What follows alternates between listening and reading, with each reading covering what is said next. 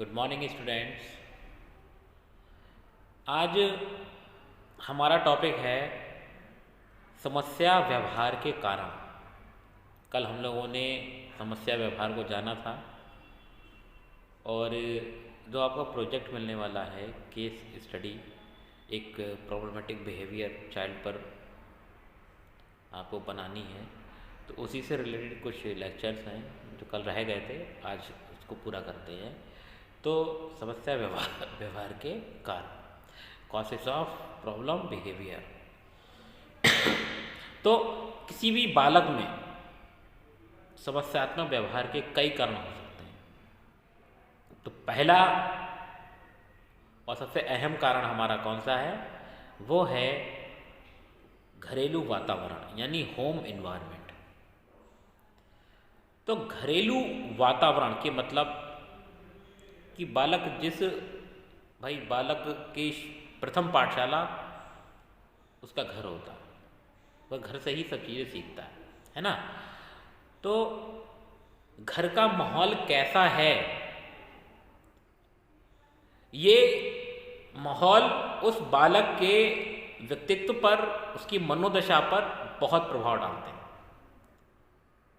अगर घर में सभी लोग पढ़े लिखे हैं और सभी एक दूसरे को रिस्पेक्ट करते हैं, छोटे अपने बड़ों के पैर छूते, दिन की शुरुआत जो है आशीर्वाद के साथ, और सुबह उठते ही जो है ईश्वर से प्रार्थना करना, और उसके बाद नहा धो के पूजा पाठ करना, फिर घर के बड़ों के पैर छूना।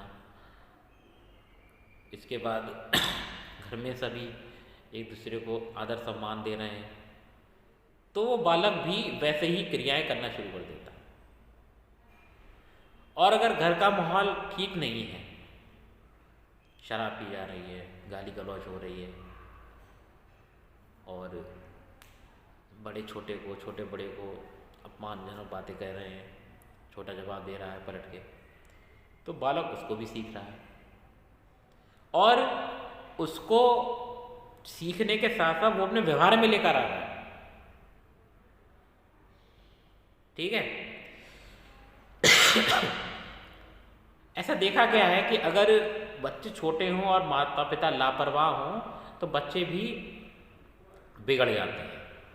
फिर आप लाख जतन कर लें, वो सुधर नहीं सकते।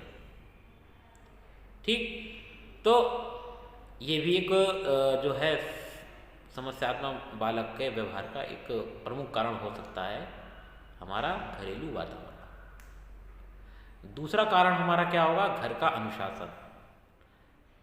घर का अनुशासन की बात करें, घर का अगर देखिए, अनुशासन जो है वो दो तरीके का होता है, एक डेमोक्रेटिव, दूसरा डिक्टेटरशिप, जिसमें एक ही व्यक्ति की प्रमुख सत्ता चलेगी, वो डिक्टेटरशिप में आएगा, निरंकुशवादी। घर में अगर दादाजी या पिताजी उन्हीं की ही चलती है तो उन्हीं के अनुसार सब काम करते हैं। एक वो अनुशासन होता है जिसमें सबको अपनी अपनी जिम्मेदारियां पता हैं, उन्हें क्या करना है, और सब लोग उसी जिम्मेदारियों का साथ साथ अपने कार्य को कर रहे हैं। ठीक है। अगर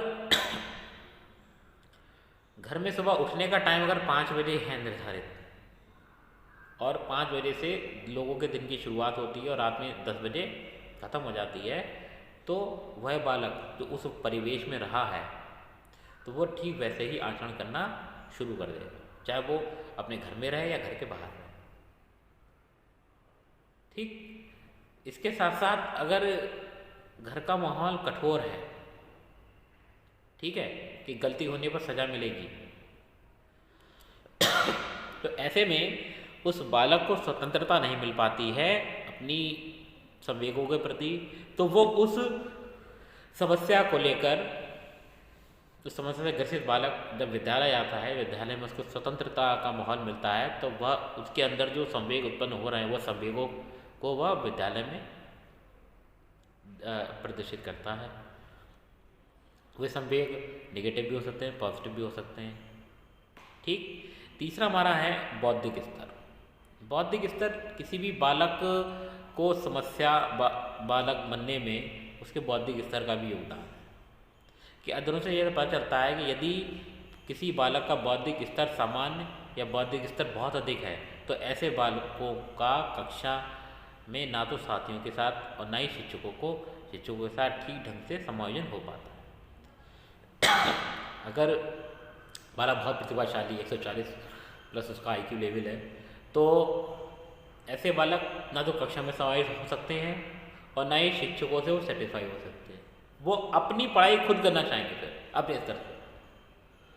और जिन बच्चों का IQ लेवल 25 से भी नीचे है वो भी कक्षा में समायोजित नहीं हो पाते, वो भी जो है शिक्षकों के साथ सामंजस्य नहीं बैठा पाते। इस वजह से उन्हें कई समस्याओं का सामना करना पड़ता है। तो ऐसे बालक जिन्हें कठोर अनुशासन पर बल दिया जाता है, उन्हें अनुशासनहीनता के लिए सख्त दंड दिया जाता है, कठोर दंड दिया जाता है।